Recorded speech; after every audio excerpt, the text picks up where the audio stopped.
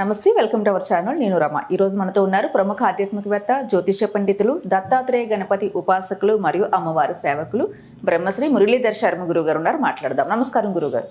మహాదేవ్ గురుగారు, చాలా మంది అప్పులు పాలైపోయిన వాళ్ళు ఎలాగైనా అప్పులు తీర్చాలి, మాట అనిపించుకోకూడదు, రెస్పెక్ట్ఫుల్గా బతకాలి అనుకునే వాళ్ళు చాలా మంది ఉంటారు.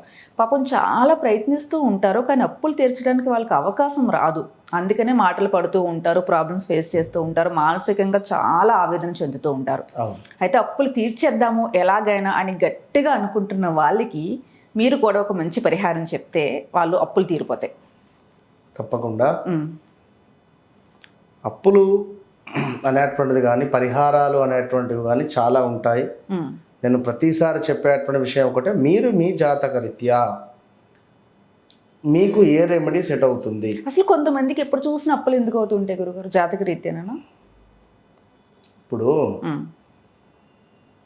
నాకు తెలిసినటువంటి ఒక క్లయింట్ ఉన్నాడు. తనకు సుమారుగా ఒక 1,00,000 రూపాయల జీతం. 20 నుంచి 25వ తారీఖు వచ్చేసరికి రూపాయి ఉండదు చేతిలో.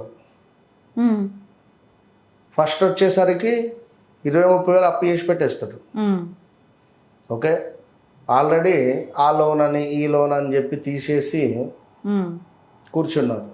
వచ్చినటువంటిది ఒక 60 to 65% లోనే కట్టేస్తారు.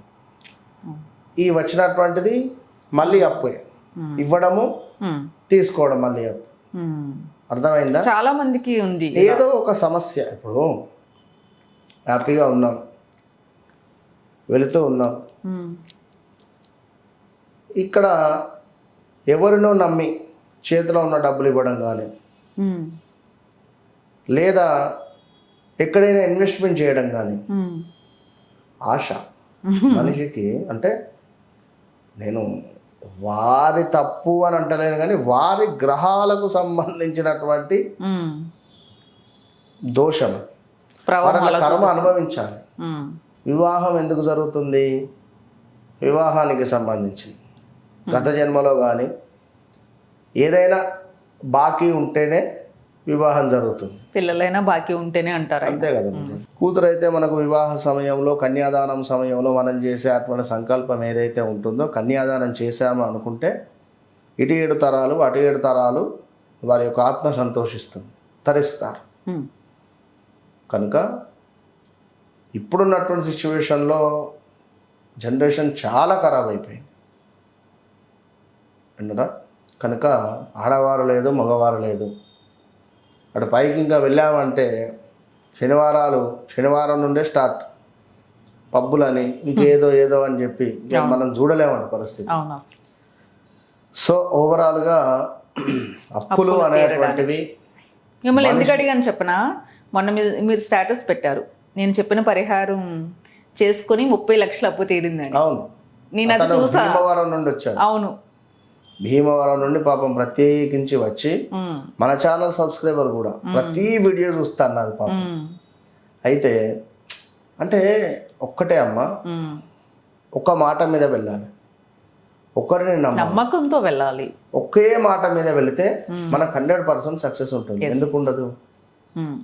దేనికి ఉండదు? టెంపుల్కి వచ్చి కలిసినట్టున్నారు కదా ఆయన. కనుక సో అంటే నేను ఎప్పుడు చెప్తూ ఉంటా, ఏమైనా స్వీట్ బాక్స్ గా అంతకుముందు కూడా కలిసి తీసుకొచ్చారు, నేను చూసాను స్టేటస్ లో. అంతకుముందు కూడా అనుకున్నాను రెమెడీ చెయ్యాలి వచ్చాక గురువు గారని. అంటే నేను చెప్తూ ఉంటా, ఏంటంటే స్వీట్ బాక్స్ లేదు ఏం లేదు అంటే చిన్నగా అడుగుతూ ఉంటా అంతే.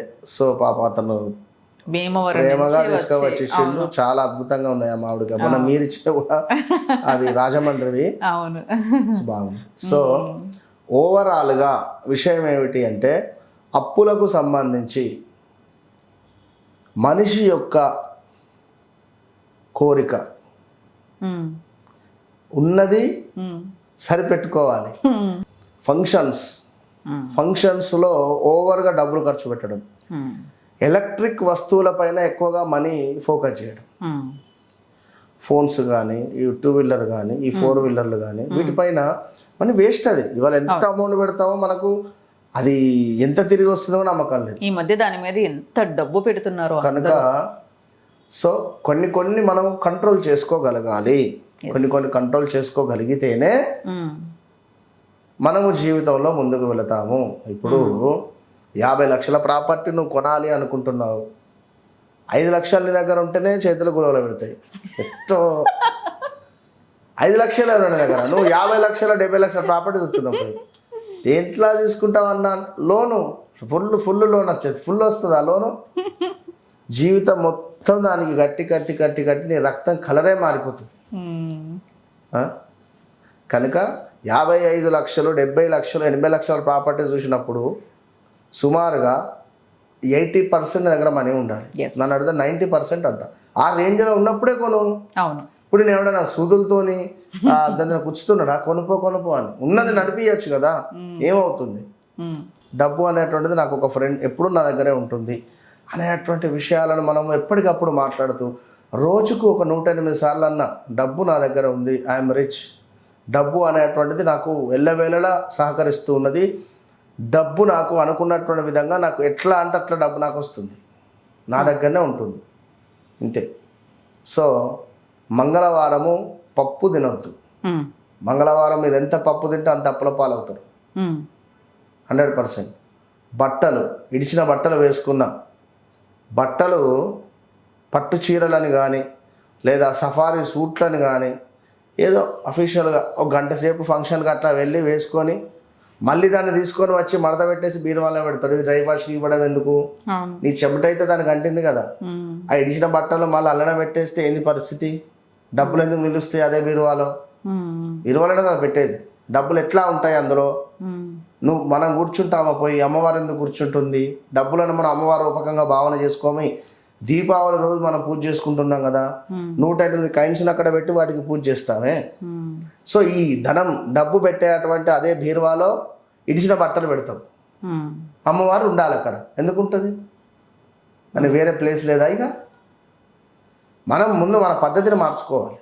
ఫస్ట్ ప్రతి ఆదివారము శనివారము యమగండం సమయం ఉంటుంది, క్యాలెండర్ ఉంటుంది, చూసుకోండి. సో ప్రతి శనివారము ఆదివారము యమగండము సమయములో మీకున్నటువంటి అప్పులను ఎంతో కొంత తీర్చండి పోయి, అంతే. ఎంతో కొంత తీర్చండి వెళ్ళి. ప్రతి మంగళవారము చెప్పులు లేకుండా సుమారు ఒక 1 అవర్ నడవండి, చెప్పులు లేకుండా. మినిమం 100% స్టాప్ వాచ్ పెట్టుకొని 1 అవర్ నడవండి చెప్పులు లేకుండా భూమి మీద, అంతే. ఇవే చేసుకోండి. యమగండము సమయంలో శనివారము ఆదివారం గుర్తుంచుకొని అప్పులు తీర్చండి. ఇదే రోజు దుర్ముహూర్తం సమయంలో దీపారాధన పెట్టండి గణపతి దేవాలయంలో, అంతే. ఖచ్చితంగా అప్పు తీరుతుంది. ఎస్, ప్రాక్టికల్గా కూడా చెప్పారు గురుగారు. డబ్బుల్ని మనం ఎలా సంపాదించుకోవాలి, ఎంత జాగ్రత్తగా ఉండాలి, మన థింకింగ్ ఎలా ఉండాలి, వీటితో పాటు మనము